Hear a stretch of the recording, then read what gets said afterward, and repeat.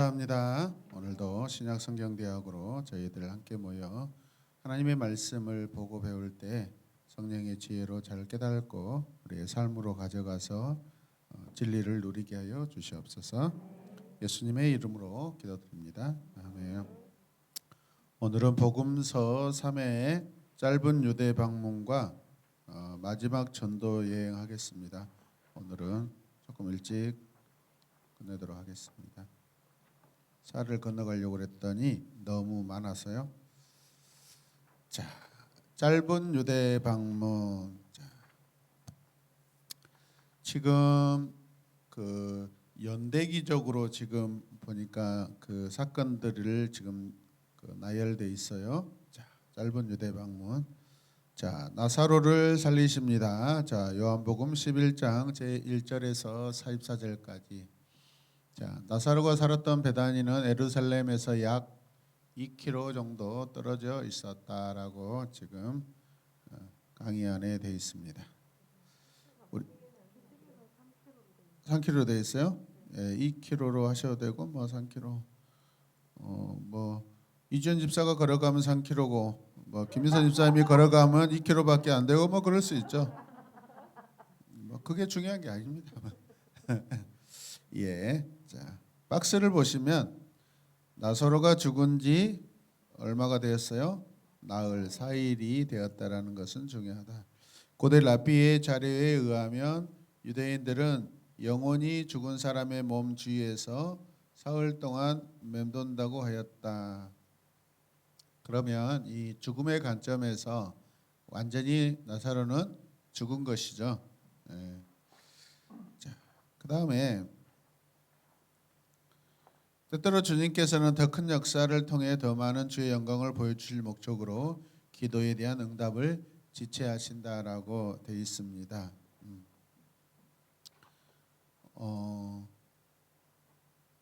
죽은 자가 살아날 때 어떤 기도 우리가 기도의 응답을 받을 때 하루 있다가 하루 지체되었다가 응답받는 거하고 며칠 더 지났다가 응답받는 것은 기간이 긴 만큼 훨씬 더 응답에 대한 어떤 충격은 더 클 것입니다. 무슨 뜻인지 알겠죠? 뭐 랍비의 어떤 그런 상식으로 그 4일에 살아났다고 생각하면은 어떻게 하겠어요? 나사로가 안 죽고 잠깐 기절해 있었나? 죽지 않고 조금 생명이 살아 있는데 주님이 오셔서 살아났나? 이런 어떤 죽음과 부활에 대한 그 경계선에 만약에 있다고 그러면은 그 죽음과 부활에 대한 간격이 적을 것입니다. 그러잖아요. 여러분 이승명 청년이 죽었어요. 죽어가지고 누워 있어요. 그러면 4일 정도 되면은 거의 뭐 육신 상태가 거의 그대로죠. 물론 냄새는 좀 나겠지만은. 그런데 만약에 한 6개월이나 한 1년 됐다고 그럽시다. 그러면 거의 뭐 다 가죽으로 말라 있던가 어쩌면 형태가 없는 상태였어요. 근데 그 상태가 살아났다 하면 훨씬 더 부활에 대한 간격은 크겠죠, 여러분. 어쩌면 주님이 이런 부분들을 이렇게 사용하실 수 있다라는 거죠. 자, 그런데 굳이 그렇다면 주님이 그 지체에 대한 시간 동안 더 사셔야 되잖아요. 사건이 복잡해지니까 전통의 어떤 상식적인 선을 지나서 완전한 죽음이 선고되어졌을 그 상황을 기점으로 해서 아마 주님이 시간을 정하신 것 같아요. 자, 이해되십니까? 자, 유대인들의 음모가 있습니다. 이제 유대인들의 음모. 6월절이 가까워지고 있습니다. 6월절은 우리가 알다시피 유대 나라의 가장 중요한 구원의 절기죠. 45절을 보면 사람들의 상태를 성경이 기록하고 있는데 예수님이 곁에 계시는 동안 믿었으나라는 표현을 합니다. 45절에 믿었으나. 46절에는 그런데 바리새인들에게 알리니라고도 되어 있습니다. 예수님의 지금 하고 계시는 일들을 지금 바리새인들에게 보고하는 자들이 있다라는 거죠. 돈을 쓰고 지금 보고하는 보고자들이 있어요. 여러분, 무슨 뜻이에요? 예수님 자체가 구원이시잖아요. 구원의 주님이시잖아요. 구원을 받는 현장이 되기도 하고 구원을 멸시하는 현장이 되기도 하고라는 것이죠, 여러분. 주님을 두고 사람 편에서는 구원을 받은 자도 있고 구원에 관심이 없는 자도 있다라는 것을 지금 그 1, 2절 그 사건 안에서 극명하게 나타나고 있다라는 것이죠. 그러면서 예수님께서 이제 예루살렘으로 올라가시는데 지금 유대 절기를 지키러 올라가는 거예요. 사람들은. 예수님도 올라가셔요. 사람들이 올라가는 것과 예루살렘으로 유월절을 지키기 위해서 사람들이 올라가는 것과 백성들이 올라가는 것과 예수님이 올라가는 것은 상당히 다른 관점이에요. 사람들은 절기를 지키고 올라가고 과거 이스라엘 백성들이 애굽에서 구원받은 것을 기념하기 위해서 올라가죠. 구원을 기념하기 위해 올라가지만은 그때 누가 올라가셔? 예수님이 올라가시는데 구원 자체가 올라가시는 거예요. 구원해 주시러 올라가시는 거예요.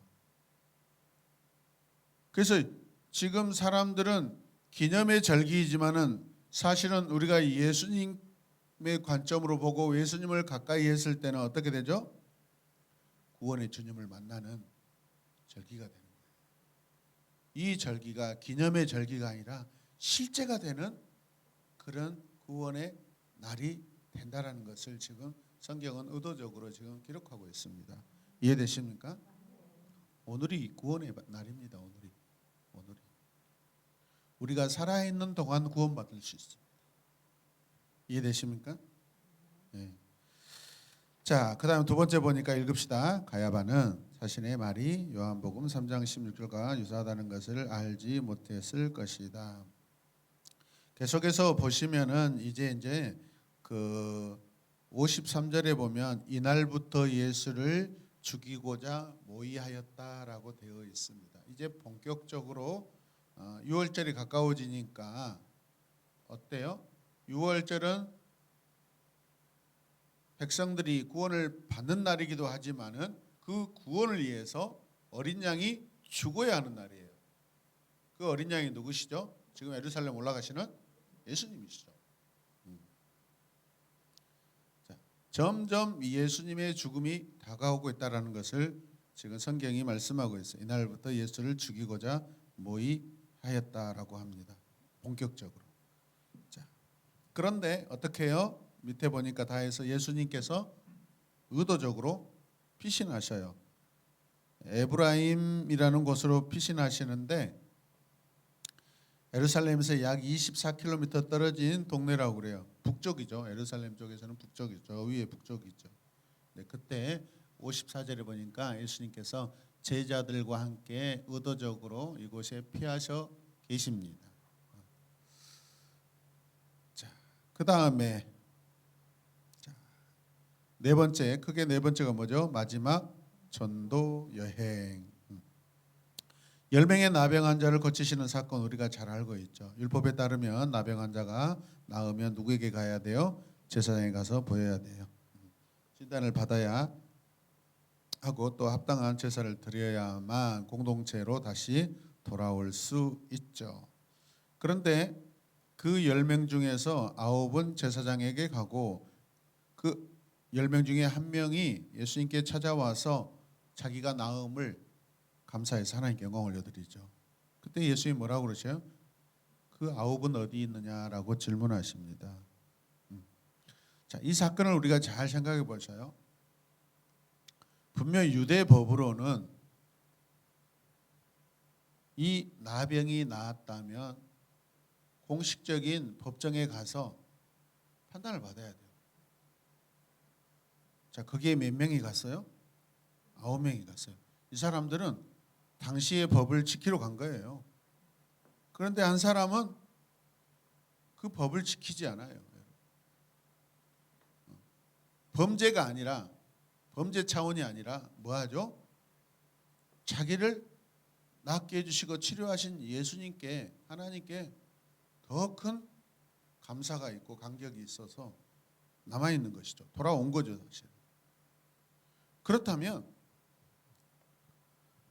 유대 법을 지키는 것보다 더 중요한 건 뭐죠? 예수님의 법을 지키는 것이 더 중요하다. 즉 이 한 사람은 예수님께 다시 돌아와서 하나님께 영광 올려드리고 예수님의 마음의 법을 지키고 있는 자예요. 그 생명을 얻잖아요. 그래서 19절 보면은 내 믿음이 너를 구원하였다라고 해주십니다. 9명은 육신의 치료를 받았을지는 몰라도 영혼의 구원은 얻지 못했어요. 그런데 또 재밌는 게 뭐냐면 이 사람의 고향이 어디냐면 출신이 사마리아 사람이었다. 성경은 굉장히 예수님 시대의 이 기록, 예수님의 행적을 기록할 때 이방인들에게 굉장히 초점이 맞춰져 있습니다.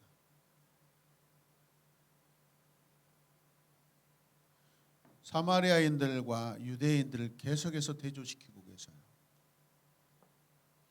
어쩌면 우리 시대에 오늘 우리 지금 내 신앙생활 안에 내가 유대인이 될 수 있어요. 그리고 새로 지금 신앙생활을 시작하는 한 영혼이 사마리아인이 될 수 있어요. 그러지 않기를 바랍니다.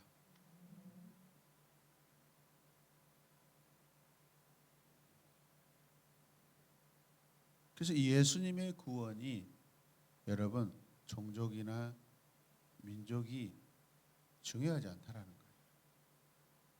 예수님께 대한 태도가 구원을 결정한다라는 것을 보여주고 있어요. 구원은 여러분 종족 혈통을 뛰어넘고 있어요. 자, 그 다음에 하나님 나라에 대한 가르침이 누가복음 17장 20절에서 21절까지 기록되어 있는데 사람들이 하나님 나라에 관심을 갖기 시작합니다. 하나님 나라가 어디 있습니까? 그때 예수님께서 뭐예요? 사람들이 여기 있다 저기 있다 그러는데 하나님 나라는 너희 가운데 있다라고 말씀하십니다. 너희 가운데. 하나님 나라는 보이지 않는 나라입니다. 믿음의 나라입니다. 믿음의 나라.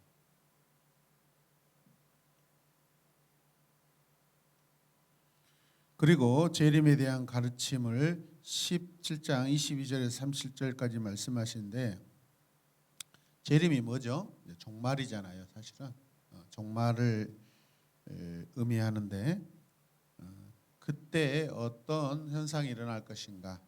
여기저기에서 뭐 번쩍번쩍 고난당하고 믿는 자들이 고난당하고 믿는 자들이 버림을 받게 되고 세상에서 그다음에 노아의 방주 사건과 같은 일들이 일어날 것이고 그다음 롯 시대를 생각해 보아라라고 말씀하십니다. 그래서 그 롯을 말씀하실 롯 사건을 말씀하실 때 가로해 가지고 뭐라고 예수님이 덧붙이냐면 롯이 소돔을 떠나는 날에라고 그것을 기록하고 있습니다. 떠나는 날에. 그러면 그때가 언제입니까? 죽음들이 있는 곳에 독수리가 모일 것이다 라고 말씀하십니다. 자, 재림에 대한 우리의 관점들이 굉장히 중요할 거라고 생각됩니다. 여러분. 지금 사건보다는 분명히 관계로 지금 접근하셔야 됩니다. 구원을. 여러분 노아의 방주 사건과 구원은 어떤 의미를 가지고 있죠? 사람들이 전혀 구원에 대해서 관심이 없습니다. 궁금증도 없습니다. 오히려 조롱합니다. 롯도 마찬가지입니다. 하나님께서 크게 이 땅을 심판하실 거다 했는데 다 웃고 조롱하고 마시고 놀고 향락에 취해서 죄를 짓고 그렇게 삽니다. 그 심판이라는 그 사건에 대해서 도무지 관심을 두지 않습니다. 어쩌면 우리 이 시대 우리 양정무 안수 집사님이 갑자기 막 성령이 충만해가지고 얼굴이 퍽 흘려가지고 이제 하나님의 심판이 곧 다가올 것입니다 하고 막 메가폰을 가지고 막 양산동으로 돌아다니면은 아마 가장 먼저 비판하고 조롱할 사람이 집안에 있는 홍 회장 입사일 겁니다. 당신 미쳤어, 미쳤어. 어떻게 지금 주님이 재림하겠어? 아직 우리 더 살아야 돼. 원희 결혼시키고 의찬이 장가 보내고 설이가 시집 가서 그 이쁜 딸 하면 그거 봐야 되는데 지금 무슨 소리 하는 거예요? 응? 슬퍼요. 내 남편 정신 차려요 하고 그때부터 이제 아마 기도실에 와서 작전 기도할 수도 있어요. 우리 남편 돌아오게 해달라. 어쩌면 진짜 우리가 이해할 수 없는 상황이에요, 사실은. 이 종말이 언제 올지 어떻게 알아요? 내일인지 모레인지. 종말은요, 그냥 우리가 살고 있는 이 시간 자체가 종말입니다. 늘 그 종말의 시간 속에 우리가 살고 있다라는 것을 우리가 인식하고 있어야 돼요. 그거 여러분 준비하지 않고 있다가 종말이 다가오면 주님께 화났어요? 하나님께 나 화났어요? 그러지 마십시오. 그래서 작은 종말들이 계속 우리 일상생활에서 일어나고 있잖아요. 인생의 종말이 오고 생물의 종말이 오고요.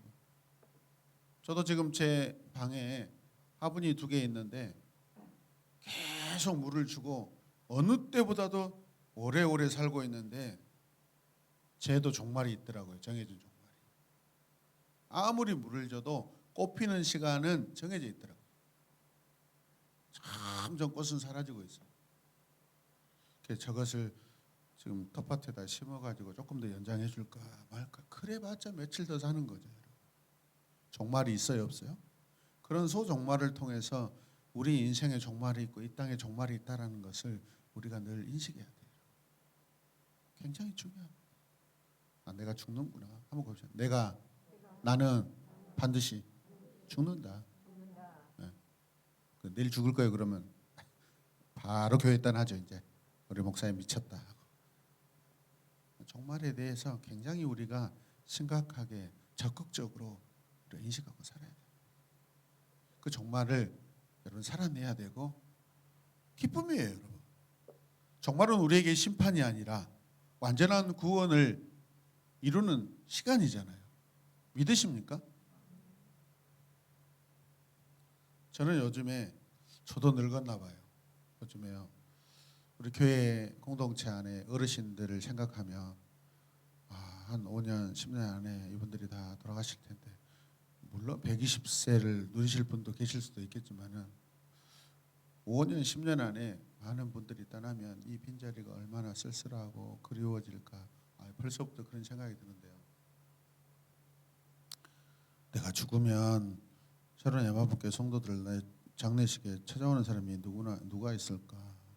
승명이는 올까 안 올까? 막 이런 생각을 하고요. 갑자기 막 이상해져요, 감정이. 그러다 나 안 죽을 거야 그럴 수는 없잖아요. 그래서 그런 생각을 합니다. 은퇴하고 남은 마지막의 인생을 참 즐겁게 살아야 되겠다. 우울하지 않게 살아야 되겠다. 영원한 하나님 나라를 갈 준비를 하면서 정말로 구원의 종말을 정말 사모하며 살아야 되겠다.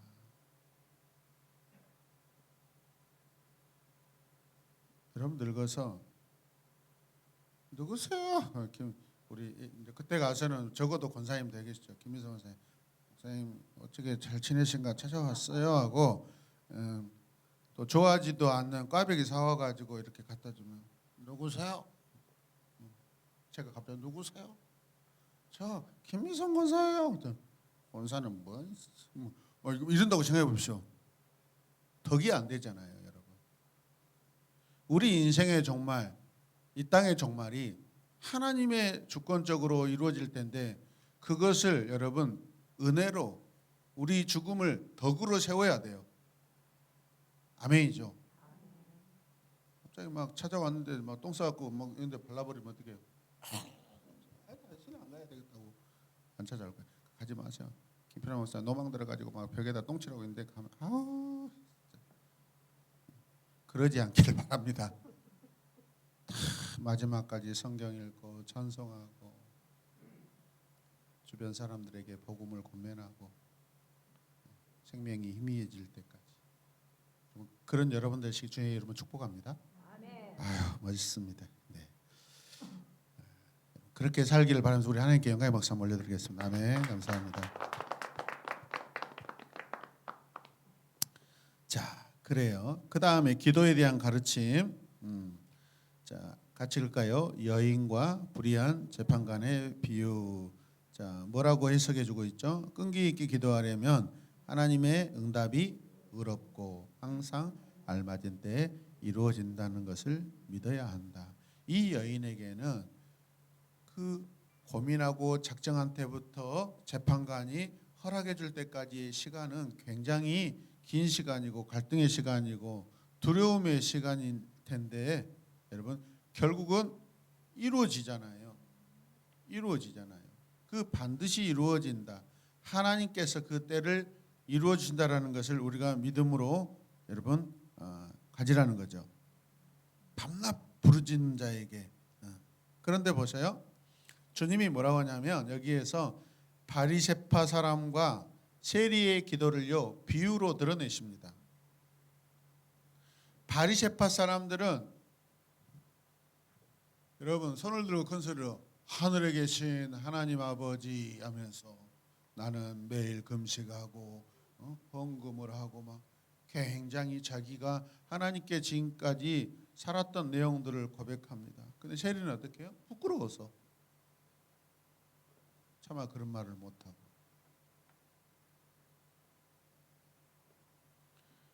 이 기도는요 예수님께서 기도의 겸손에 대해서 말씀하고 계시는 거예요.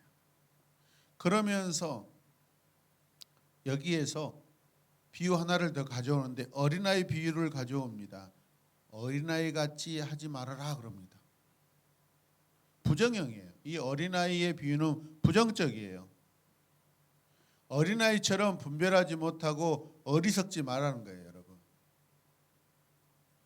영접하지 않는 것에 대해서 예수님께서 지적하고 있어요. 어린아이들 지혜가 없고 지식이 없어서 깨닫지 못해서 주님을 영접하지 못하는 것에 대해서 지적하는 것입니다.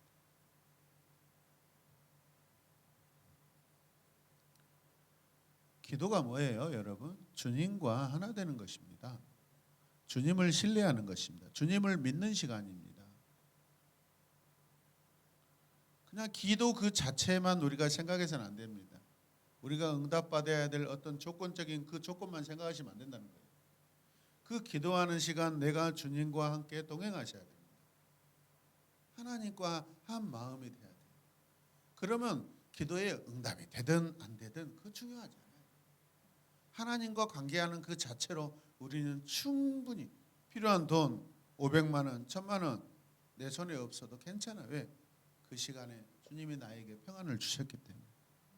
그러면 내가 원하던 그 시간 안에 내가 원하는 그 금액이 오지 않을지라도 주님이 주신 평안을 하나님 그러면 뭐 필요하면 언제 또 하나님 때에 주시겠죠라는 훨씬 기도의 지경이 넓어지는 은혜를 경험하게 되는 것입니다. 자, 그 다음에 그 바리새인과 세리의 기도를 비교하고 계시죠. 정교심이 영성을 보장해 주는 것은 아니다. 그러니까 바리새인들의 그 태도는 뭐죠? 신앙이 아니라 그냥 정교성이라는 거예요.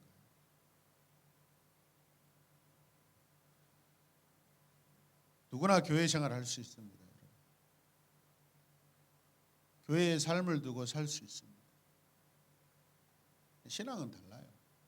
하나님을 간절히 원하고 사는 거예요.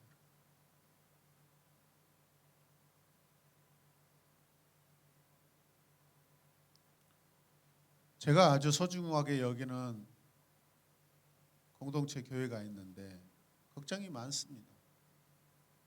한 600명 정도, 700명 정도 출석하는 교회인데 지금 제 앞에 앉아 계시는 여러분들이 지금 사실은 교회에 거의 열심히 또 교회를 섬겨야 될 주 멤버들이잖아요. 당대에 정말로 제가 한 20년 이상 전에 만났을 때 매일마다 예배당 뒤편에 기도실이 있었는데 기도방이 있었는데 거기에서 기도하시고 기도원 올라가시고 기도하시고 그 기도하시는 분들은 뭐가 있나 문제가 있나 봐요. 애들 왔네요. 지금 늙으셔가지고요 아파서 요양원에 다 들어가셔 버리거나 손자들 보니라고 교회 출석도 어렵습니다.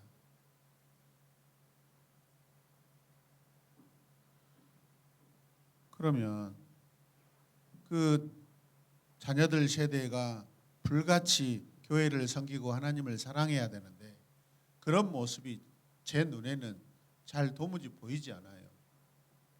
담임 목사님이 곧 은퇴하시는데 과연 저런 신앙으로 이 부모의 그 멋진 그 신앙을 그 교회의 헌신을 과연 어떻게 이루어낼 수 있을까? 저런 분들이 인간적인 세상적인 것들로 많이 타협하고 살고 있는 저 장로 안수 집사님들이 과연 이 멋진 과거의 기도로 똘똘 뭉쳐지고 지금까지 부모의 신앙의 터가 되었던 이 교회를 과연 잘 지켜낼 수 있을까? 새로운 담임 목사님이 오시면 얼마나 인간적으로 타협하려고 그러고 인간적인 것을 요구할까? 그런 걱정이 많습니다. 저 역시도 마찬가지입니다. 저도 뭐 사실 몇 년 안 남았습니다. 10몇 년밖에 안 남았습니다. 제가 있을 때는 막 꽉 잡고 하니까 뭐 말 들은 척하고 조금 이제 새로운 담임 목사님 오시면은 내 밥이다 그리고 자기 마음대로 최정 목사님 내 마음대로 그동안에 김필환 목사는 성격이 좀 지랄 맞아서 밀렸는데 이제부터 내가 좀 주도권을 가지고 목사님을 좀 이렇게 잘 길을 들여야 되겠다 그런 생각하며 교회 생활을 할 수 있어요. 그런 교회들이 부지기수입니다.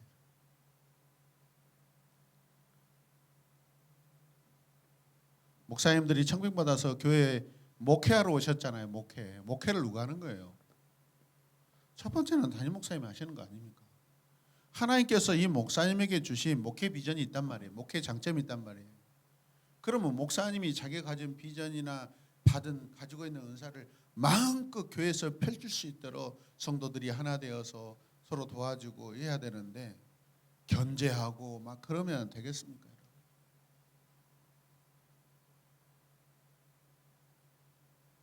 그냥 바지 사장을 만들어 놨어요. 생활비 주고 끝. 말 안 들으면요. 재정부장님이 생활비를 안 줘버려요. 한 5일, 10일씩 딜레이 시켜버립니다. 그럼 목사님 입장에서는 나갈 것이 못 나가고 자녀들 생활비를 하고 해야 되는데 어때요? 죽는 거예요. 막. 눈물을 흘리고 말도 못하고 기도하는 거예요.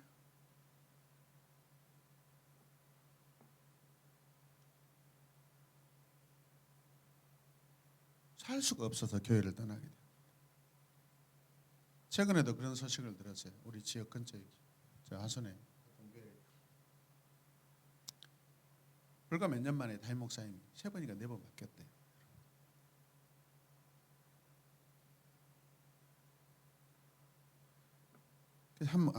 고흥이구나. 그 어떤 한 목사님이 오셨어요. 굉장히 기쁨으로 오셨는데 불과 오신 지 6개월 만에 떠나시더라는 거예요. 가서 물어봤대요. 목사님 왜 떠나세요? 그랬더니 제가 살고 싶어서 떠납니다. 무슨 말씀이세요? 알아보니까 교회 어떤 한 권사님이 계시는데 그 권사님이 얼마나 목사님을 그냥 힘들게 하셔. 그 뭐 하겠어요 그분이? 아마 제가 생각에는 그 권사님이 그 교회에서 헌금을 가장 많이 하시는 분 같아요. 대부분 헌금 많이 하면 여러분 주장이 강합니다. 본인이 자기가 그 모든 책임을 진다고 생각해요. 왜 본인이 책임져요? 교회의 주인은 하나님이셔요. 교회의 주인은 주님이셔요. 사람이 아니에요, 여러분. 우리 교회는 그러지 않기를 원합니다. 계속해서 주님 오실 때까지 정말 멋진 공동체로 어차피요 이대로 간다면 저절로 없어져요. 교회는 저절로 없어집니다. 왜? 지금 아이들은 안 나와버리잖아요. 인구가 감소하고 있는데 점점 줄어듭니다. 유럽과 똑같아지는 거예요. 건물은 이렇게 어마어마. 지난번에 이영길 목사님 오셔서 그런 이야기 하셨잖아요. 교회는 몇천 평이고 교회가 가지고 있는 땅은 몇만 평인데 목사님들이 안 와가지고 할머니 할아버지들이 서너 명 앉아서 예배 드리는데 집 내줄 예배자가 인도자가 없다고 그러잖아요. 당신한테 이 땅값 땅을 다 물려줄 테니까 와서 목회해 주세요 해도 안 온다잖아요.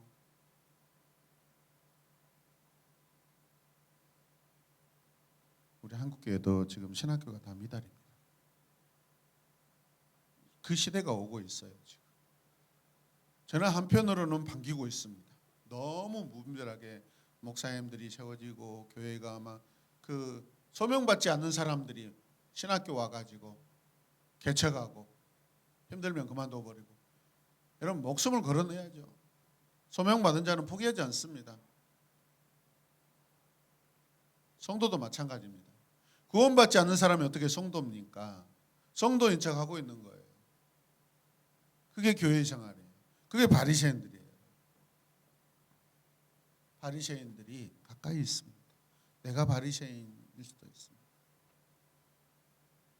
우리가 우리 자신을 좀 점검하는 시간 됐으면 좋겠습니다. 할렐루야. 자, 그래서 바리새인을 통해서 알 수 있는 것처럼 의는 무엇을 하느냐 하지 않느냐의 결과로 오는 것이 아니다라는 거예요. 김선 집사님, 만약에 집사님의 신앙의 평가가 여러분들의 신앙의 평가가 뭘 했다 안 했다 그 열매로 만약에 평가를 받는다면은 이거 굉장히 어려운 일입니다. 더 어려운 일입니다. 몇 명 전도했어요? 교회 헌금 얼마나 했어요? 사람들을 얼마나 사랑하고 사역은 얼만큼 했어요? 이것을 보고서로 결과로 따진다고 생각해 봐요. 거기서 자유할 사람이 누가 있어요, 여러분? 그럼 우리 권사님들 할머니들은 뭐예요? 평생 가난하게 살면서 아픈 몸 이끌고 주일날 나와서 예배드리고 수요일에 나와 예배드리고 그런 분들의 신앙의 결과와 열매 보고서는 물로 채울 거예요. 그것이 아니라는 거예요. 믿음의 태도인 줄로 믿습니다. 태도예요, 태도가 먼저예요. 우리 하나님을 사랑하고 주님을 사랑하는 태도가 먼저인 줄로 믿습니다. 그 태도로 인하여서 그 태도의 열매가 맺히는 것을 주님이 보시는 거죠. 우리 교회 이렇게 재정적으로 충분하지 않죠. 만약에 엄청나게 사업을 크게 하시는 분이 뭐 한 달 11조로 한 뭐 5천에서 1억 한다는 분이 만약 오셨다 해봐요. 우리 교회요. 1년 안에요. 완전히 삐까뻔쩍 다 바뀌어 버립니다. 근데 그분이 믿음 없이 와서 만약에 그런 헌금을 한다고 생각해 봐요. 그게 바리새인들이에요. 근데 우리는 그런 게 굉장히 관점이 거기에만 우리가 집중될 수 있어요. 저는 가난한 성도들과 목회하는 것을 사실 저는 하나님께 늘 감사하고 있습니다. 큰 부자가 와서 우리 재정을 주관하고 우리 공동체를 어떤 힘과 완력으로 이렇게 주관하지 않는 것에 대해서 감사합니다. 가난한 여러분들, 소소하게 성실하게 사시는 여러분들을 같이 목회할 수 있어서 너무 감사합니다. 저도 인간이기 때문에 저에게 막 활동비 막 한 달에 몇백만 원씩 주고 막 그러면은 저도요 쏠려요. 인간이기 때문에 저 쏠립니다. 근데 그런 분이 안 와서 저는 감사해요. 그나마 이 정도 유지할 수 있는 거 감사합니다. 이해되시면 아멘. 물질만큼 좋은 태도를 가지신 분도 있겠죠. 분명히 있겠죠. 근데 다 그렇지 않습니다. 그거에 대한 평가를 주님이 이따가 다시 하십니다. 세례를 통해서 배울 수 있는 것처럼 의는 믿음으로 하나님 앞에 나와 회개하는 죄인들에게 자비와 은혜를 베푸시는 하나님의 역사이다. 여러분 가난한 자들은 애통하면서 기도합니다. 긍휼이 있습니다. 하나님 힘들어요. 우리 자녀들, 우리 부부, 우리 가정, 내 삶 하나님 구원해 주세요. 불쌍히 여겨주세요. 많이 가진 자는요 이걸 가지고 어떻게 사람을 포섭하고 구워 삼고 어떤 조직을 만들어서 어떻게 교회를 어떤 방향으로 이끌어갈 것인가 그런 생각이 가득해요. 여러분 돈으로 움직이려고 하는 것들이 강해요. 여러분 여러분들은 서울 강남에 있는 사랑교회 가면은요 그냥 개털이에요. 개털. 거기는 장로님이 되려면 적어도 법무법인 대표는 돼야 돼. 제가 수년 동안 한 15년 동안 매주마다 주보를 봅니다. 그 교회 주보를 봅니다. 제가 그 교회에 관심이 많았고 예배를 목숨 거는 그런 모습 때문에 굉장히 관심이 많았습니다. 그러니까 그 교회에서 이루어지고 있는 거 거의 제가 직분자가 누가 세워지는까지 한 데는 다 알았습니다. 그런데 장로 후보들 세워진 사람들은 다 적어도 CEO 회장 아니면 법무법인 대표들입니다. 일반인 성도 장로 못 됩니다. 거기 가면 할 수가 없어요. 이게 교회입니까? 여러분 강남이기 때문에 이 강남을 교회는 어쩔 수 없이 이 분위기로 가야 된다. 그게 교회입니까? 여러분 어제도 제가 있던 몇만 명이라고 자처하는 교회 집사님과 통화하다가 제가 신랄하게 뭐라 해놨어요. 그 담임 목사님이 한국교회를 살린다는 목적으로 막 성도들에게 헌금해가지고 막 뭘 한다. 그래서 그분이 한국교회를 위해서 뭘 했는가. 그래서 한국교회가 바뀐 게 뭐가 있는데 더 세상에서는 부정적인 평가가 더 많아지고 있는 본인 자체도 더 많은 안티가 생기고 있고 그 안티가 다 기독교인들인데 이게 무슨 한국교회를 이해한 사역이 성도들에게 돈만 걷어가서 사기치고 거짓말해가지고 자기 활동 높이고 인지도 높이고 그런 것이 불가하죠.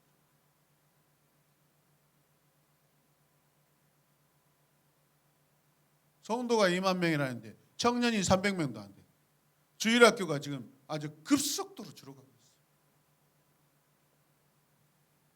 그래서 요즘에 교육부 그 목사님들 한 20명 돼요. 교육부 목사님들이 모여서 뭔가 좀 이 살리기 위해서 퍼포먼스를 좀 하자고 자기들이 의견을 모았는데 제가 예전에 그 아이디어를 줬거든요.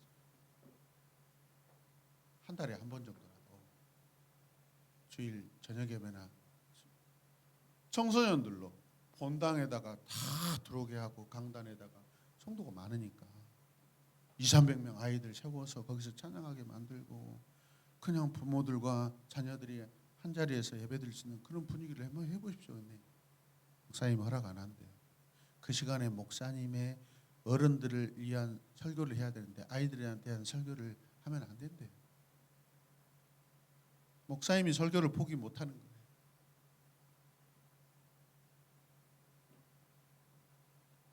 그러면 이 교회는 그 목사님이 안 계시거나 10년, 20년 가면은 급속도로 그 교회는 반토막 날 수밖에 없어요. 다음 세대를 살리셔야 돼요. 우리가 다음 세대로 살아야 됩니다.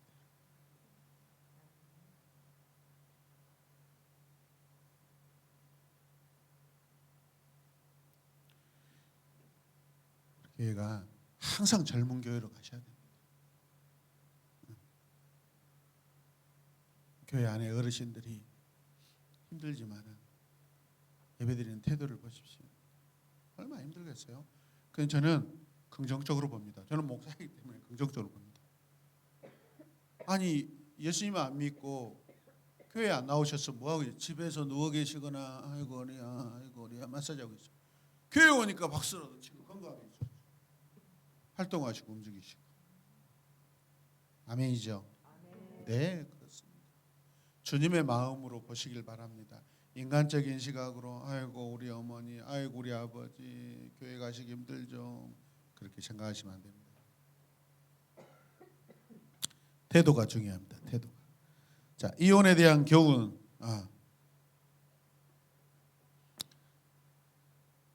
사람들이 그렇습니다. 예수님께 와서 이혼에 대해서 이혼이 합당한 거 아닙니까? 모세도 증서 내주면서 이혼하라고 허락했습니다 했더니 주님이 뭐라고 하냐면 너희 악함 때문에 하나님이 허락하셨다. 어차피 너희들 내가 하지 말라기도 할 것인데 너희가 악해서 너희들이 원하니까 그냥 어쩔 수 없이 그냥 허용해 주신 거예요.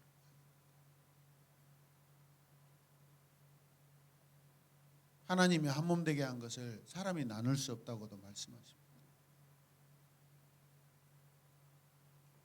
자, 그 다음에 아이들을 축복하십니다.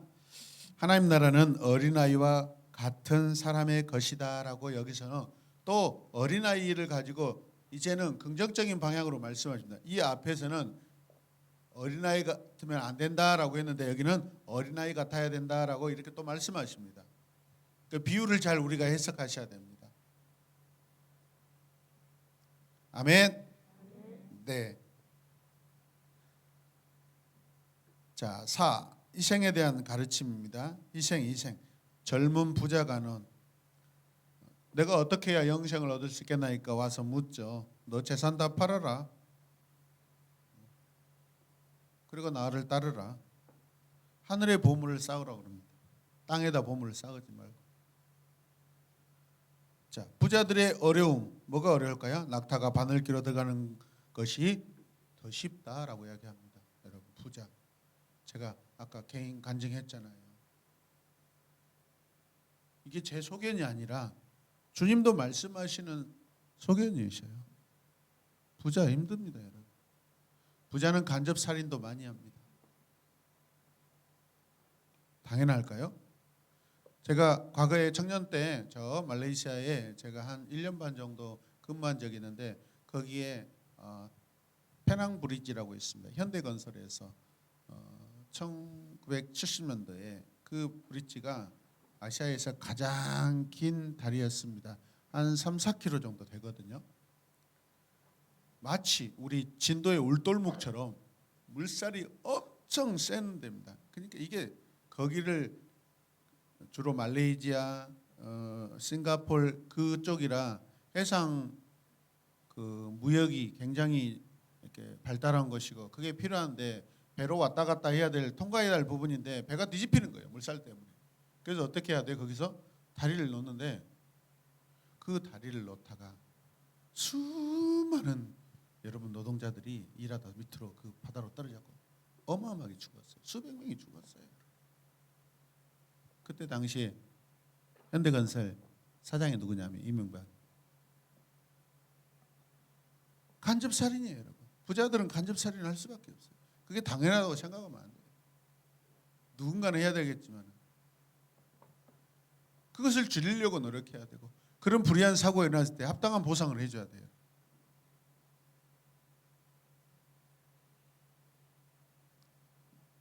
그때 많은 생각을 했어요. 이게 참 고통스러운 일이구나. 역사를 만든다는 것은 누군가의 피가 있는 거예요. 누군가의 죽음이 있는 거예요. 세상은 그렇습니다. 그 바벨탑을 쌓을 때 사람들의 희생과 고통이 없었을까요?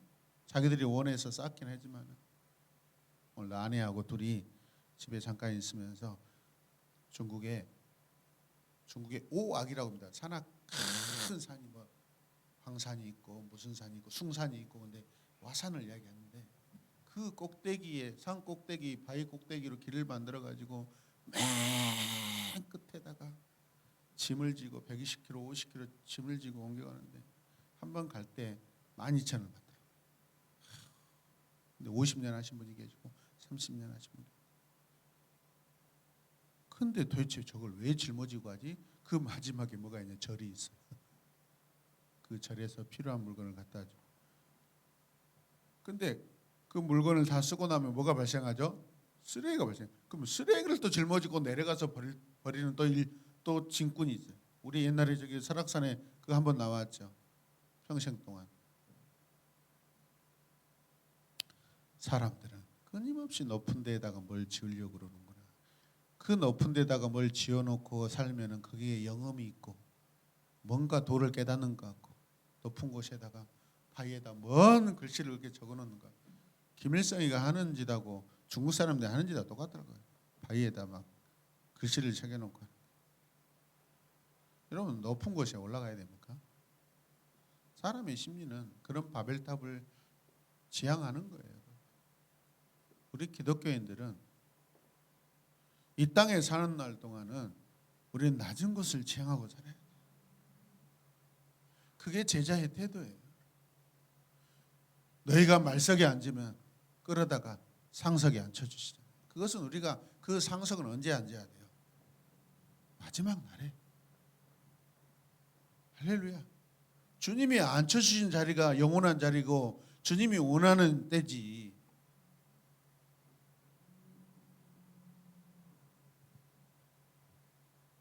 대행사에서 여러분 그 사장되고 회장되려 하다가 이것저것 나쁜 짓 해가지고 결국은 다 쫓겨나잖아요. 고아인이도 대표를 시켜줬는데 떠나갖고 자기 대행사 차렸잖아요. 안 보셨어요? 저는 그것 보면서 신앙의 태도를 좀 봤어요. 참 불의로 세상을 이렇게 포장하려고 하는 것들이 참 대단하고 은혜 받았습니다. 자, 그 다음에 어디 가야죠? 낙타가 바늘기로 들어가는 것이 더 쉽다라는 거죠, 여러분. 부자 되는 것이 더 어려워요. 부자로 살아가는 것이. 자, 박스 보겠습니다. 부유함은 사람을 독립적으로 만드는 경향이 있고 재물에 기초한 자기 충족. 자기 충족은 사람으로 하여금 구원의 필요성을 느끼게 한다. 어렵게 한다. 어렵게 한다.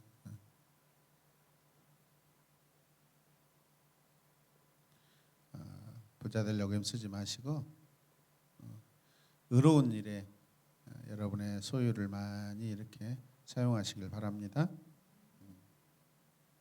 하나님의 은혜를 키우시길 바랍니다. 하나님의 은혜로. 자녀들도 하나님의 은혜를 키우시고 여러분의 가정도 하나님의 은혜로. 오늘 사실 저희 가정이 지금 월세 오늘 재계약 갱신했습니다. 지난주부터 아내는 머리꼴치가 아팠어요. 그 할아버지가 집주인인데 명의는 아들에게 돼 있는데 할아버지가 관리하시더라고요. 아들한테 명의만 준 것 같아요. 말도 안 되는 소리 막 고집 피우고 머리꼴치가 아파하고. 그래서 사실 오늘 그 주택공사에 찾아가서 도시공사에서 주택공사로 갈아타려고. 왜냐하면 보증금의 어떤 제한선도 있고 그 월세의 제한선도 있거든요. 도시공사는 타이밍 맞추기도 힘들고 이사할 때마다 돈은 없는데 주인은 이사 가면 돈을 내주고 우리는 돈을 받고 나가야 다음 집에다가 보증금을 주고 해야 되는데 우리가 돈이 어디가 있어? 그 큰 돈이. 그럼 다른 사람한테 또 빌려야 되잖아요. 결국 하루 이틀 차인데 그걸 안 해줘. 이런 부분 때문에 너무 힘들어서 바깥 하려고 했거든요. 감사하네. 근데 오늘 그 주인 할아버지 딸이 전화가 왔어요. 우리 각 씨는 굉장히 성격이 고지식하고 의로워서 무릎 꿇을 줄 모르고요. 타협할 줄 모릅니다. 아니면 아닙니다. 제가 오늘 그랬어요. 여보, 나는 필요하다면 나는 무릎도 꿇어. 우리 성도들이 교회 싫다고 나가는데 내 설교가 듣기 힘들다고 하면 나는 그것은 오케이. 그건 떠나야 돼. 다른 일로 시험이 들어서 나갈 때는 내가 무릎 꿇고 내가 재고를 구할 수 있어요. 항상 저는 그런 거죠. 제 설교가 싫으면 어쩔 수 없어요. 바꿀 수 없는 설교니까. 물론 바꿔야 되죠. 그래서 그 딸이 전화 왔는데 통화하다가 나한테 바꿔달래. 제가 또 얼마나 은사가 좋습니까? 생각보다 제가 말 잘합니다. 아버지 훌륭하시대요. 성격 좋으시고 우리 따님은 목소리가 완전히 서울 사람이시네요. 그래가지고 3%만 올리고요. 재계약을 했습니다. 그리고 원래 저희 집이 60만 원 월세인데 60만 원에다 계약서 쓰면 도시공사에서 지원 안 해줍니다. 30만 원에 걸려 있거든요. 그러면 30만 원에 대한 360만 원은 일시불로 주고 매달마다 30만 원씩 월세를 주게 돼 있어요. 근데 지금 재계약을 하면 또 벌써 360만 원이 필요하잖아요. 돈이 어디 있어요? 근데 이걸 해결했습니다. 해결했습니다. 3%만 올리고.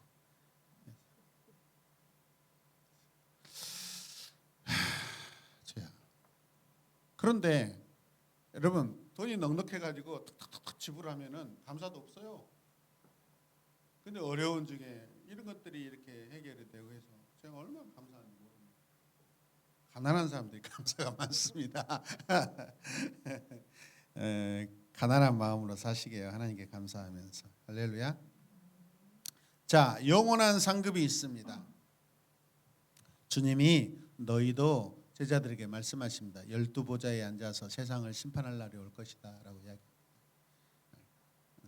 그것은 제자들이 주님처럼 막 썬더볼트 내리고 막 기적을 행해서 싹 쓸어버리고 그런 뜻이 아니라 너희들이 마치 나와 같이 심판할 수 있는 그 놀라운 그 은혜의 자리에 너희들이 들어가 앉을 것이다 라는 그런 말씀 아니겠어요, 여러분? 주님의 심판하시는 주님의 권위를 가지고 그런 은혜의 자리에 너희들이 있게 될 것이다라는 것입니다. 자, 포도원 폭군의 비유는 우리가 잘 압니다. 마지막 5시에 오후 5시에 왔는데도 주님은 똑같은 뭐죠? 품삯을 주시죠. 사람들은 투덜투덜하죠. 비판하죠. 왜 늦게 왔는데 똑같이 이렇게 하니까 하더니 내가 내 것으로 주는 것은 내 마음이다라고 해보십니다. 주인이 너희들은 오늘 일한 나하고 약속한 품값만 받으면 되는 것이지 늦게 나서 너희들과 똑같은 품삯을 받았다고 너희들이 불평불만 할 일이 아니다. 이 나라는 나의 나라야. 그걸 말씀하시는 거예요. 그러면서 어떻게 해요? 긍휼을 베푸시는 주님의 모습을 볼 수 있잖아요. 이런 긍휼이 있기 때문에 우리가 사는 거예요. 여러분, 우리 오후 5시에 와서 잠깐 일했는데도 주님은 우리에게 동일한 은혜를 베풀어 주시는 그 은혜를 우리에게 허락하고 계십니다. 할렐루야. 우리가 수고한 대로만 열매를 얻게 된다는 것, 그것도 은혜죠. 요즘에 수고한 대로도 수고의 열매를 얻지 못하는데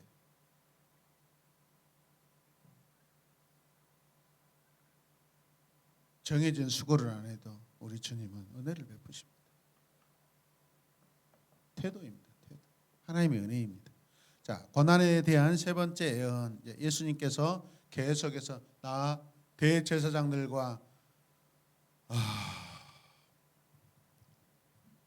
누구죠? 사람들에게 내가 고난을 받게 될 것이다라고 계속 죽음에 대한 예고를 하시죠. 계속 제자들에게 나 죽는다, 나 곧 죽는다 말씀하십니다. 제자들에게. 자, 그 다음에 야고보와 요한의 요구. 가는 길에 무슨 일이 일어나요? 야고보와 요한은 누구죠? 세베대의 아들이에요. 세베대의 아내가 자기 아들들을 오른쪽에 앉혀달라고 그러고 왼쪽에 앉혀달라고 주님께 부탁합니다. 나는 여기서 세베대의 어머니하고 오랜만에 성경을 이 부분을 봤더니 성경이 세베대 아들 제자들 12제자 할 때 세베대 아들 이렇게 그렇게 지명하고 있는데 세베대의 아내도 등장하고 있더라고요. 이 집 출세한 거예요, 진짜.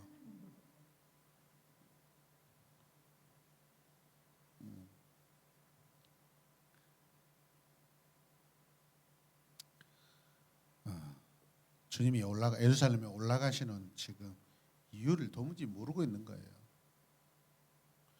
자, 소경 바디메오를 고치십니다. 소경은 예수님을 다윗의 자손이요 주님으로 알고 있었다. 자, 하나 더 덧붙이면 두 번째 뭐라고 됐어요? 소경이 나은 것은 뭐예요? 그의 믿음 때문이었다.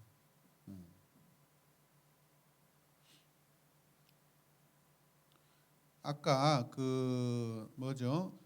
10명의 나병 환자 중에서 한 명이 주님께서 그렇게 말씀하셨죠. 내 믿음이 너를 구원하였다. 여기도 마찬가지죠. 내 믿음이 너를 구원하였다라고 선언해 주십니다. 믿음으로 구원받습니다.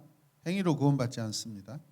자, 삭개오의 구원. 자, 율법은 부당한 이득을 취했거나 남에게 손해를 입혔을 때 율법은 몇 프로죠? 5분의 1, 20%를 더해서 갚으라고 요구하시죠. 레위기법이죠. 그런데 이 삭개오는 자기가 뭐라고 이야기해요? 주님, 제 재산의 절반을 갖겠습니다. 몇 프로예요? 50%죠. 그리고 또 뭐라고 그러냐? 만약에 제가 사람들을 속여서 재물을 모았다면 네 갑절로 갚겠습니다. 몇 프로요? 400%예요. 유대인들의 최상위의 선행은 뭐예요? 율법을 지키는 것은 20%인데 이 죄인이 삭개오가 뭐라고 해버려요? 적어도 50%에서 400%까지 해버려요. 이건 믿음 안에서만 발생될 수 있는 그러한 것들이 믿음 안에서만 나올 수 있는 것. 우리 새로운 에마문교회 성도들도 우리 예배당 옮길 때 400% 이상을 다 하셨어요. 그러나 한 번으로 족하지 마시고 끊임없이 50%, 40% 하나님 앞에 헌신하셔서 주님께 칭찬받으시길 바랍니다. 할렐루야. 그 다음에 자, 삭개오의 구원이 있습니다. 했죠. 열 문화의 비유, 열 문화의 비유. 이 비유에서 주님이 뭐라고 그러시냐면 내가 왕됨을 원치 않는 저 원수들을 죽여라라고 하십니다. 열 문화 비유는 뭐죠? 주인이 맡긴 거에 대해서 장사해서 남겨야 되잖아요. 그런데 장사하지 않는 사람이 있죠. 그러니까 저는 이 본문에서 하나님 나라는 사역 공동체라고 생각합니다. 사역을 하지 않는 것, 문화를 받았는데 남기지 않는 것은 뭐이죠? 일하지 않는 것. 이 사람들이 왜 일하지 않았을까? 이런 한 문화는 약 3개월의 월급에 해당하는 수다. 그러면 보편적으로 한 2, 300만 원 한다해서 300만 원, 3, 6, 18, 1,800만 원. 꽤 큰 돈입니다. 저는 이것에서 여러 가지 주제를 제가 적어봤습니다. 청지기와 불의한 청지기에 대조되고 있구나. 그렇다면 청지기와 불의한 청지기는 무슨 차이일까? 하나님 나라에 관심이 없는 거예요. 그렇지 않으면 주님이 왜 내가 왕됨을 원치 않는 저 누구라겠죠? 원수라고 합니다. 굉장히 고강도로 비판하십니다. 내가 왕으로 이 땅에 메시아로 온 것을 원치 않는 사람들인데 원수라고 해버립니다. 저들에게 믿음이 있어요, 없어요? 구원에 대해서 관심이 있어요, 없어요? 하나님 나라에 관심이 없는 거예요. 우리가 사역을 하지 않으면 하나님 나라에 관심이 없는 자들입니다. 믿으십니까? 우리가 사역을 안 하면 교회가 어떻게 유지가 돼요? 이 공동체가 어떻게 다음 세대를 새기고 어떻게 내 신앙이 유지가 돼요, 여러분? 사역을 안 하면 남김과 안 남김의 주제와 관점이 아니에요, 여러분. 하나님 나라에 대한 관심에 대한 심판이에요, 여러분. 사역하지 않고 구원받기를 원하는 것은 불의예요. 그래서 한 번 구원은 영원한 구원이다. 과거 쪽에 목사님들이 이런 설교 많이 했어요. 은혜 설교. 여러분, 그 잘못된 설교예요. 그것은 하나님 관점에서 결과를 말씀하시는 거예요. 하나님이 정미 집사님, 내가 너를 내 딸로 구원했다. 너는 구원받았다. 영원히 구원받은 자다. 하나님은 영원하신 분이기 때문에 그 결과를 알고 말씀하시는 거예요. 은혜의 선언이에요. 그럼 우리 편에서 뭐예요? 인간의 관점에서 구원은요, 구원을 이루어 가야 되는 거예요. 구원을 갖고 가야 되는 거예요. 내가 받은 은혜 구원을 갖고 가야 되는 거예요. 계속 성화로 사역을 하면서 여러분이 구원 받았는지 안 받았는지 어떻게 알아요, 여러분? 마지막까지 가봐야 되잖아요. 그렇지 않습니까? 제가 여러분이 구원 받았는지 안 받았는지 어떻게 알아요? 우리 마지막까지 죽는 날까지 가봐야 됩니다. 그래서 영원한 하늘나라에 들어갔는지 안 들어갔는지 거기 가서 알 수 있는 거예요.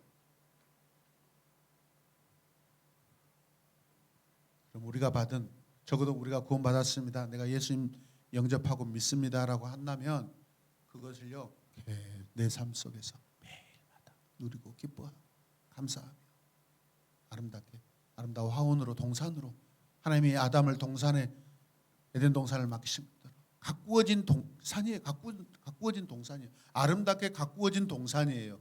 이 에덴이라는 것은 정글이 아니란 말이에요. 그러면 계속해서 그걸 가꾸어야 돼요.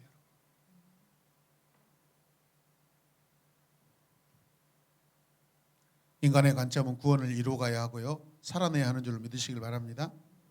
자, 그래서 마지막 결론은요, 신앙은 삶의 열매의 결과보다 태도가 중요하다.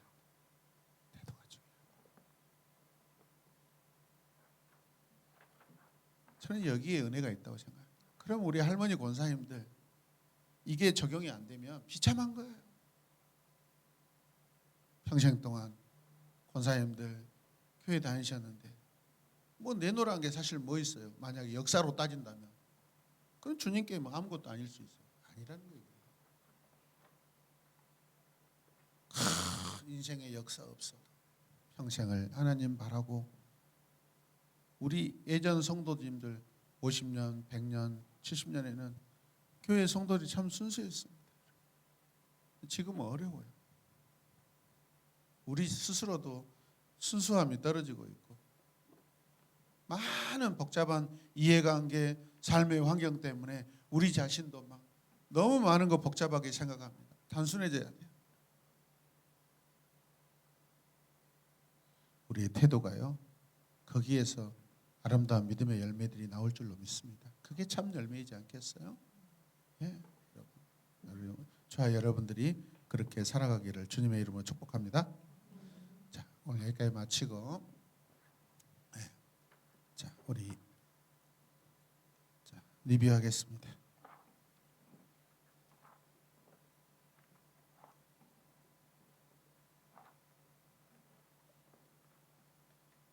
자, 오늘은 뒤에서부터 할게요. 자, 민기아 집사님부터 하겠습니다.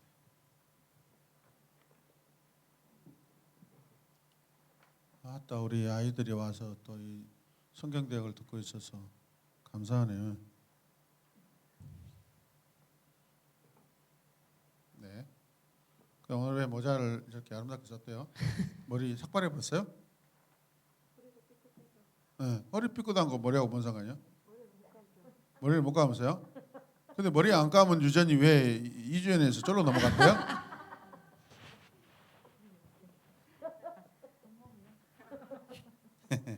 자, 시작하겠습니다. 네, 예수님께서 마지막 전도 여행을 하시면서 이제 어떻게 하면 너희가 구원을 받고 또 그 구원의 은혜에 대해서 이렇게 여러 비유들을 통해서 나타내심을 보았습니다. 저는 오늘 바리새인과 세리의 비유를 보면서 종교심이 영성을 보장해 주는 것이 아니다라는 이 말씀과 또 바리새인들의 의와 또 세리를 통한 의가 분명하게 달라져 있음을 보고 늘 말씀을 보면서 제 자신을 돌아보고 내가 이런 바리새인처럼 무언가 내 의를 위해서 하지 않을까라는 그런 생각들을 늘 하기도 하는데 결론은 태도와 겸손함, 마지막 목사님께서 말씀하셨던 것처럼 신앙은 삶의 열매 결과보다 태도가 중요하다는 이 말씀처럼 물론 삶의 열매의 결과도 중요하지만 내가 또한 우리가 어떠한 태도로 어떠한 마음 자세로 살아갔을 때 우리의 신앙이 그냥 종교심만 있는 바리새인적 신앙이 아니라 나중된 자로서 먼저 되고 먼저 된 자로서 나중될 수 있는 그런 세리의 그런 마음의 삶을 살아야겠다라고 오늘 또한 다시 결단하게 되었습니다. 아멘. 하나님의 자비와 은혜 늘 주님 저는 연약해요 불쌍해요라고 그런 겸손하게 살아가십시다. 네. 이주연 집사입니다. 네. 오늘 재림에 대한 가르침에서 이 시간 살고 있는 것이 종말이다. 인식하고 살아라. 이 말씀을 통해서 나는 어떻게 살고 있는가, 지금 이것을 인식하며 잘 살고 있는가, 나의 육적인 삶을 더 즐거워하지 않았는가, 이런 생각을 하면서 또 오늘의 삶이, 오늘의 신앙이 종교심으로 바뀌지 않도록 주의하며 또 겸손히 나아가는 제가 됐으면 좋겠고, 또 하나님 안에서 의로운 일에 나의 소유를 드리는, 나의 소유를 쓰는 그런 자가 되기로 원합니다. 나를 위해서 먹고 마시고 쓰는 것보다 하나님께 드리고 정말 마음을 다해서 진실 고백이 아닌데 진실 고백입니다. 이틀 전 밤에 저는 두 끼 굶고 컵라면에다 밥을 먹고 있는데 전화했더니 고기 구워 먹고 있었잖아요. 그 입에서 막 오물오면서 막 육즙이 막 나오고 막. 보쌈입니다. 목살이에요? 보쌈입니다. 보쌈. 담임 목사는 두 끼 굶고 조만간 보쌈 주여 해드리겠습니다. 아버지 주님 저는 불쌍해요. 저에게 자비를 베풀어 주세요. 구원을 이루고 갖고 가는 이주연 집사가 되겠습니다. 공감이 안 되네. 저 보쌈 때문에.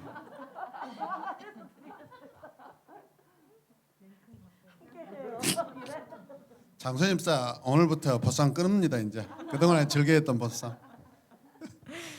장소영 집사입니다.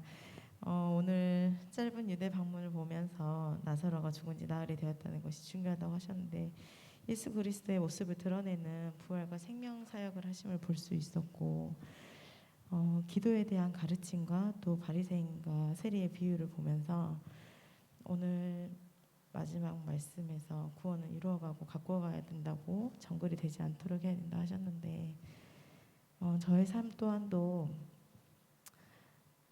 기도할 때도 하나님의 때, 그리고 하나님의 섭리에 순종하며 겸손한 기도의 아멘. 자세, 그리고 또 삶이 순결한 삶의 자세, 태도를 잃지 않아야 된다는 것을 깨닫고 돌아갑니다. 아멘. 감사합니다. 아멘. 우리 정무형도 박수 한번 하게요. 태도가 좋습니다. 황정민 성도입니다.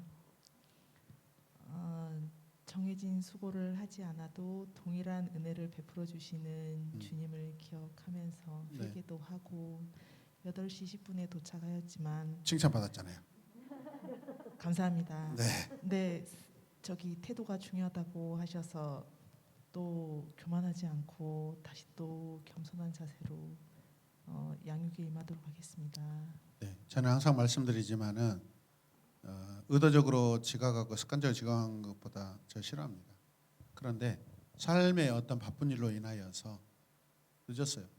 그런데 예배가 끝났을지라도, 예배가 5분 남았을지라도 예배당에 오는 것을 저는 최고로 칭찬하고 싶습니다. 저는 그걸 원합니다. 아멘. 잘하셨어요.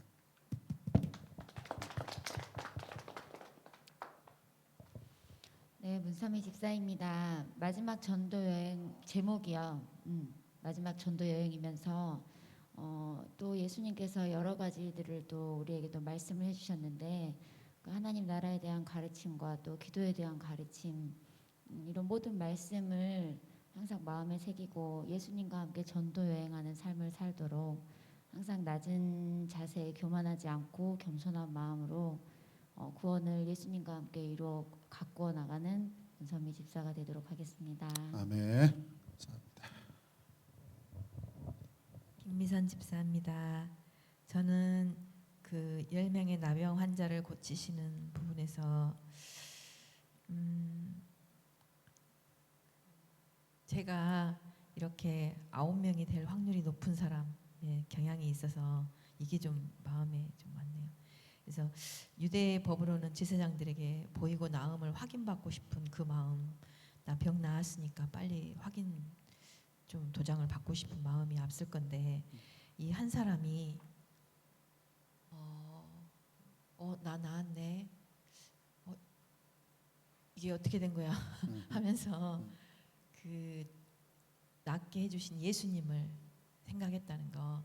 그 사마리아인이 그래서 제 삶에서 그냥 상식적으로 살지 않고 정말 그 믿음. 주님의 법에 따라서 아멘. 이렇게 살 수 있는 분별력을 가지려면 어떻게 해야 될까 그런 질문이 됐어요. 그래서 먼저 정신 차리고 항상 주님께 늘 이렇게 붙어 있고 또 기도하면서 분별할 수 있는 그런 성령의 도우심이 있어야겠구나. 제 경향대로 살지 않도록 이게 기도가 되었습니다. 아멘. 감사합니다. 네, 조광덕 집사입니다. 저도 김민선 집사님하고 같은 72페이지 마지막 전도여행을 거기에서 10명의 나병 환자를 고치심을 보면서 예수님께서 마지막 전도여행을 하시면서 누가복음 17장 11절 말씀, 예수께서 예루살렘으로 가실 때에 사마리아와 갈릴리 사이로 지나가시다가 이 이제 나병 환자를 고치게 된 것 같습니다. 근데 왜 마지막 전도여행하면서 유대인이 아니고 이방인을 그것도 10명이나 그리고 그 10명 중에 한 사람 그 이방인이지만 감사하는 마음으로 그 본인의 어떤 고침을 확인받는 것보다 예수님한테 먼저 와서 감사하다는 인사를 하며 그 예수님께서 고쳐주신 것이 이 육적으로 완치됐다는 것을 믿고 왔을 거 아니에요. 어떤 누구한테가 그 확인받는 것보다 확실히 믿었기 때문에 감사하다는 것을 전하러 왔던 것 같아서 저도 이렇게 살아가면서 구원을 확신은 있지만 그 감사의 깊이가 깊지가 않은 것을 스스로를 비춰보면서 오늘 다시 한번 감사를 진심으로 감사하는 마음을 갖겠습니다. 넉넉하고 부유하게 살려고 하지 마시고 청지기로서 사시면 그 감사가 더 많이 나타날 줄로 믿습니다. 양정무 집사입니다. 네, 깍두기라고도 합니다. 그 마지막 전도여행 답원 재림에 대한 가르침에서 늘 종말의 시간 속에 살고 있다는 인식이 필요하다는 말씀을 들었는데 저는 그런 인식이 없어서 더 크게 다가왔습니다. 이게 생활 속에서 잠드는 게 죽음이고 다시 아침에 일어나는 게 부활이라면 잠들 때 내일의 소망을 가지고 잠들고 아침에 일어났을 때 다시 살게 해주심을 감사드리면서 일어날 수 있게 오늘 저녁부터 한번 실천을 해보려고 생각이 들었습니다. 아멘. 제가 청년 때요 예수님 영접하고 나서 매일마다 밤마다 주님 자면서 하나님을 찬송하게 하시고 깨어도 자도 하나님 은혜의 간격 속에서 이렇게 그 시간들이 있게 해주시고 몇 년 동안 그렇게 기도했던 것 같아요. 이 잠자는 시간까지도 그리고 잠잘 때 꿈 많이 꾸잖아요. 원치 않는 꿈은 꾸거든요. 그럴 때 벌떡 일어나고 무릎 꿇고 죄송해요 잘못했어요. 그런 기도도 최근도 하고 있습니다. 그렇습니다. 좋습니다. 감사합니다. 저는 72페이지 10명의 나병 환자를 고치심과 73페이지 소경 바디메오를 고치신 말씀을 보면서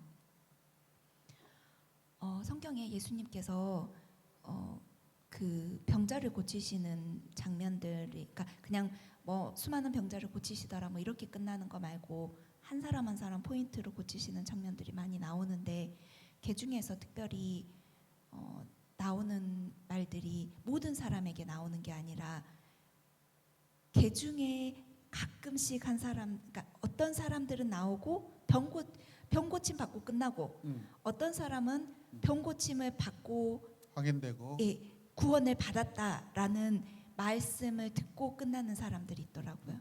그러니까 우리가 기도를 했을 때 기도가 들어지는 경우가 있고 물론 있거나 없거나 하긴 하는데, 뭔가 예를 들어서 당장 내가 돈이 뭐 한 얼마가 필요한데 하나님 앞에 도저히 돈이 나올 구멍이 없어서 하나님 정말 이거 너무너무 필요한데 정말 해주세요라고 해서 하나님께서 그것을 해주셨어요. 감사하죠. 그거는 문제가 해결이 된 거예요. 병이 나았어요.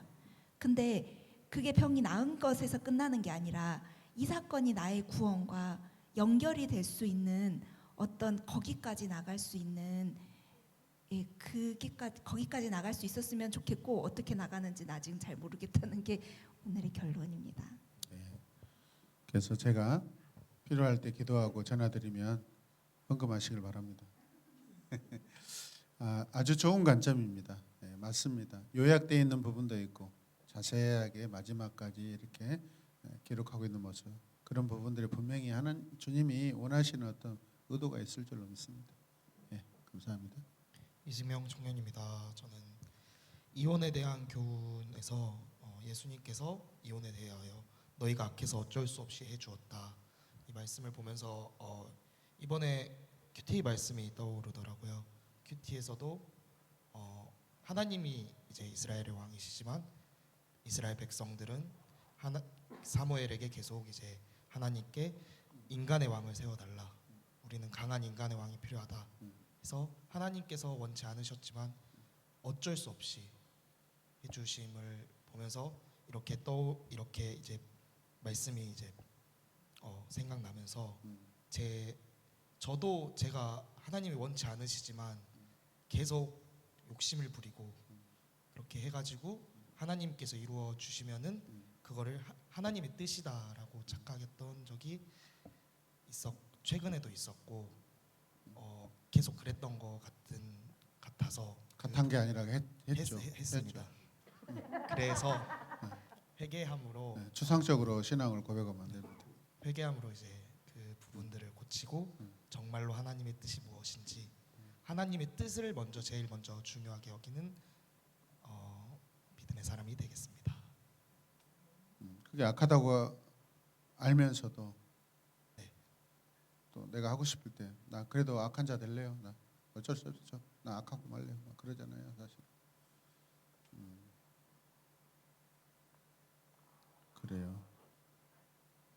그래요. 그렇습니다. 예, 감사합니다. 장미 집사입니다. 소경과 바디메오를 고치신 이 하나님 고치셨을 때 저가 이제 앞에 나가서 찬양을 하거나 레크레이션이나 기도문을 읽을 때 잘 안 보여요. 소경의 마음으로 읽었군요. 네. 주여, 우리 중에서 가장 믿음이 탁월하십니다. 특히 찬양할 때 이제 앞에 찬양 서서 이제 찬양을 하잖아요. 그러면 뒤에서 이제 화면 자꾸 이제 바뀌면은 그 글씨 이제 하얀 이제 창에 글씨가 이제 하얗게 나오면은 그게 더 진짜 안 보이거든요. 막 이렇게 번져버리거나 그러면은 거의 멍 때리고 있어요. 아니 암송에서 할 수 있잖아요. 아니 우리 중에 저희가 이제 하나님 나라 가면 우리 중에 가장 칭찬 많이 받을 것입니다. 자주 부르는 노래는 이제 찬양은 이제 머릿속 기억이 있는데 한 번씩 이제 한 번도 안 불러본 찬양이 나오면은 이거는 어떻게 할 수가 없더라고요. 그래서 그럼에도 불구하고 하나님 은혜로 열심히 하고 있습니다. 그렇죠. 그때 이제 내가 하려고 하지 말고 이제 우리 같은 젊은 피들이 있으니까 그래도 인도자죠. 이게 제가 그랬잖아요. 인도자는 찬양을 부르는 사람이 아닙니다. 찬양만 부르는 사람이 아닙니다. 그잖아요. 인도자잖아요. 인도. 그래서 본인이 눈이 안 보이실 때는 여러분 눈을 똑바로 뜨고 찬양합시다. 그러면은 옆에 분들이 크게 불러주면 될 거 아닙니까? 저 천국에 가면은 미야, 너는 그렇게 눈이 안 보여도 참 나를 위해 찬송하였구나. 너는 저 오른쪽에 가서 앉아라. 제가 딱 그 뒤에 간대. 주님, 저는 노안이 와서 저도 힘들었어요. 노안 알았어요? 주사님? 네. 아, 그 노안의 은혜라도 저는 좀 가지고 있습니다. 예, 감사합니다.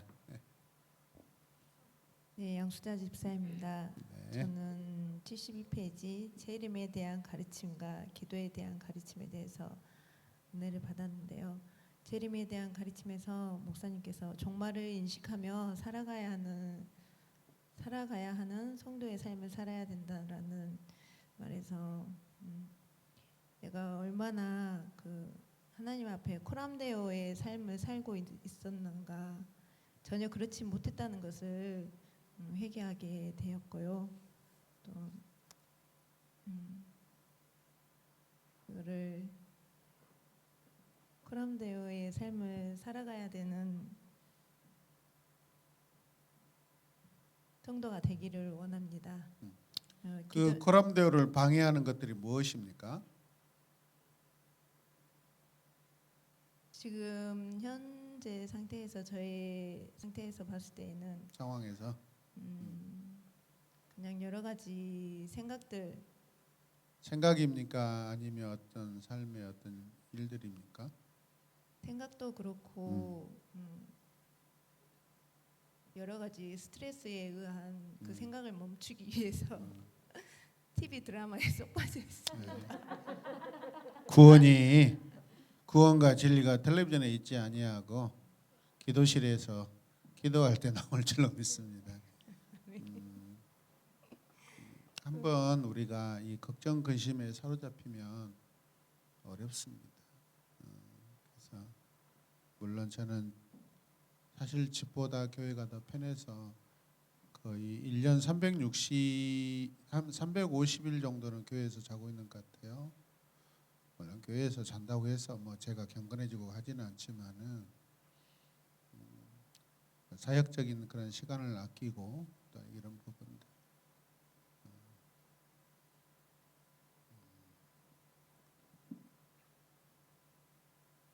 일단 그 자리를 좀 바꿨으면 좋겠어요. 텔레비전 보지 말라는 말씀이 아니고 조금 일정을 결단하시고 정돈하시고 근심이 되는 것들을 조금 이렇게 분산을 시키고요. 행위도 중요합니다. 사실. 이 태도 때문에 행위가 나타나는 거잖아요. 그래서 우리 양수 집사님이 더 즐겁고 기쁘고 얼마나 이렇게 상쾌하신 분입니까? 근데 고민으로 인하여서 스트레스를 받는 것은 우울증이 옵니다. 예, 우울증이 옵니다. 반드시 옵니다. 어쩌면 와 계실 수도 있어요. 그러지 마시길 바랍니다. 회개하셔야 됩니다.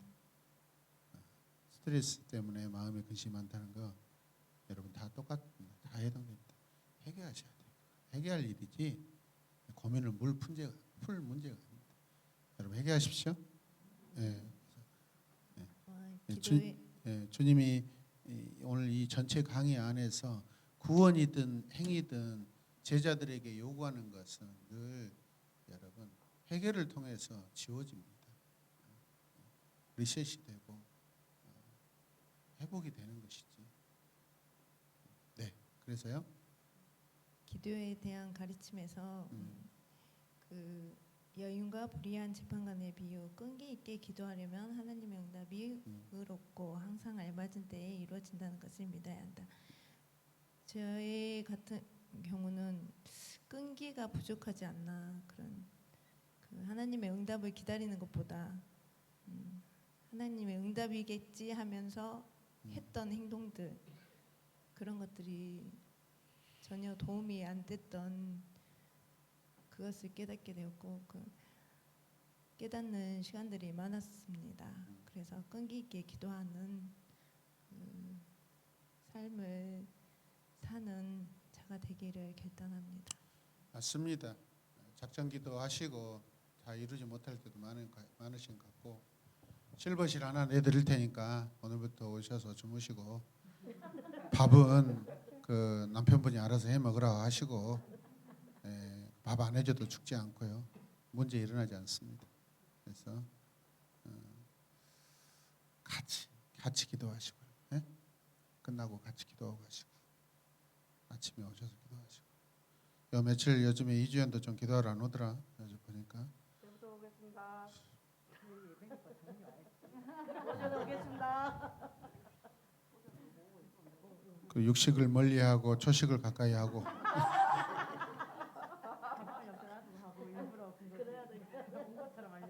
그리고 적어도 나는 라면 먹고 있는데 뱉어놓고 통화를 하고 나서 다시 먹으면 되지 않습니까? 건너편에 아니 느낌이 와요. 이렇게 씹는 느낌이 들리는데 뭐 굉장히 고급스러운 음식을 먹고 있다라는 느낌이 왔어요. 그건 오뎅이었어요.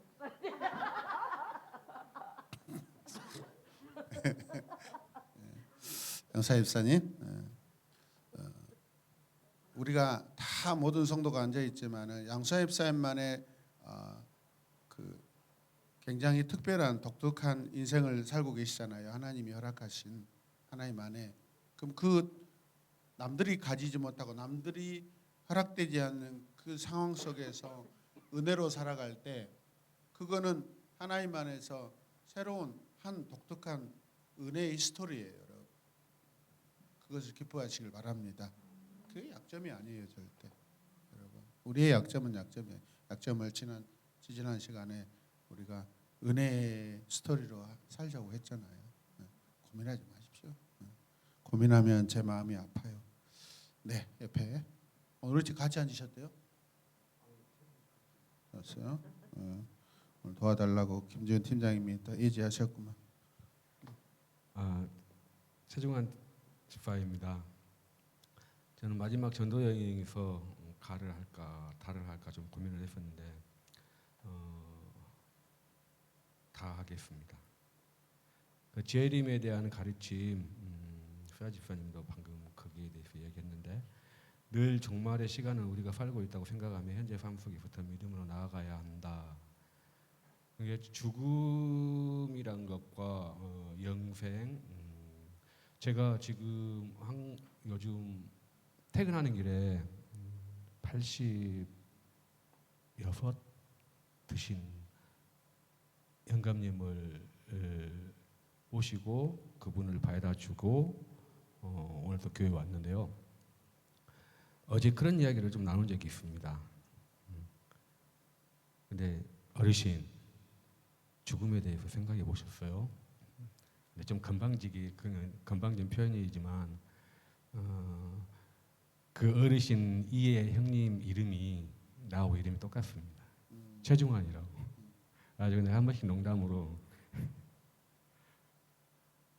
동생 죽음에 대해서 알아? 이영정 집사님 앞에서는 하지 마십시오. 네, 알겠습니다. 바로 빰대기 날아갑니다. 근데 그 어르신은 호탕하게 이해해 주시면서 하시니까. 네, 어제는 정말 하나님은 살아계시고 천국과 지옥은 있습니다. 분명. 그러면서 그 과정에서 우리가 죽음을 맞이할 때 얼마나 두렵습니까? 거기에 대해서 한번 생각해 보셨습니까? 그리고 왜 옛날 그 로마 시대 원형 경기장에서 사자에 뜯겨가면서도 그분들은 그 두려움에 사로잡히지 않고 그 얼굴에 기쁨이 있었는지, 그리고 장례식장에 갔을 때 장의사 40일 말씀장이요, 그런 것을 좀 비롯해서 많이 이야기를 했는데 많이 두려워하시더라고요. 그러면은 두려워하지 않으려면은 정말 하나님 믿으시고 교회에 나오셔라, 그렇게 이야기했는데 저녁에 가가지고 말도 일리가 있네. 아, 동생 일리가 있다니까. 내가 그러면서 보내드렸거든요. 근데 오늘 아침에 와가지고 야, 우리 와이프가 안 된단다. 우리 와이프가 불교 집안이잖아. 불교 뭐라고 그런 이야기는 아니에요. 하나님은 어르신과 1:1 하나님이시니까 일단 어르신만 먼저 생각하시라고 그렇게 뭘 했는데 정말 내가 바라봐야 하는 관점에서 정말 무엇을 바라봐야 하는지 그리고 하나님의 세상의 법이 아닌 그리고 사람의 법이 아닌 하나님의 법에 순종하면서 하루하루 삶 속에서 믿음 안으로 우리가 항상 살아가는 것 그게 참 중요하다고 생각합니다. 김지윤 청년. 임지윤 청년입니다. 마지막 전도여행 파트 9번을 들으면서 믿음의 태도가 중요함을 깨닫는 시간이었고 예수님의 법을 지켜 행하며 의로운 일에 나의 소유와 열정을 아끼지 않고 행하는 제가 되겠습니다. 여러분 우리는 누구나 우리의 이 땅에서 우리의 육신의 마지막 언제일지 잘 모릅니다. 불의의 사고를 당할 수도 있고 불의의 어떤 병이 들어서 떠날 수도 있습니다. 그게 내가 아니라라고만 생각하지 마시고 언제든지 그런 것들이 닥칠 수 있습니다. 그런데 예를 들어서 우리 장소임 사님이 내일 이렇게 돌아가셨다고 생각해봐요. 평가는 두 개일 것입니다. 그 죽음에 대해서 안타깝지만은 남은 우리들이 우리 장소임 사는 매일마다 참 주님 만나는 것을 고대하고 또 이 땅에 사는 날 동안 최선을 다하고 사는 모습 때문에 어떻게 해요?